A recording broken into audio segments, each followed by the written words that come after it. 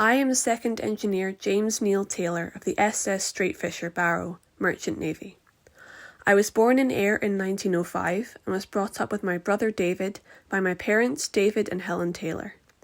Before the war, I worked as a joiner with the SMT at the car sheds in Ayr, but the love of the sea was in my blood, my father having been a former chief engineer with the Burns and Laird Line.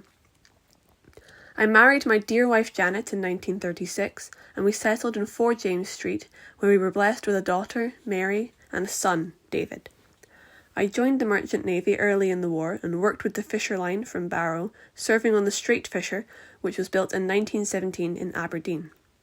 Our vessel sailed many places around the coast, and I visited Belfast and Londonderry often, where I learned to love Irish songs, which I sang to my daughter when she visited me on occasion at Ayr Harbour. We had many memories of those songs and other popular tunes of the day, like Don't Sit Under the Apple Tree with Anyone Else But Me. Early in the new year, in 1945 on the 3rd of January, I was serving as a second engineer on the Straightfisher as part of a coastal convoy from Plymouth to Sylhet with a cargo of grain destined for Carr Mills.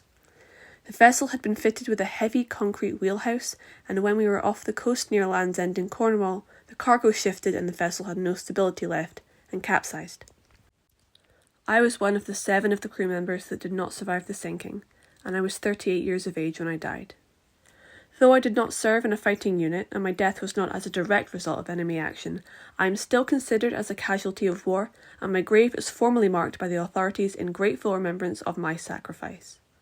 I was later buried in the Falmouth Cemetery in Cornwall, and I'm remembered on the war memorial of my hometown of Prestwick, as well as in a family church at Kingase.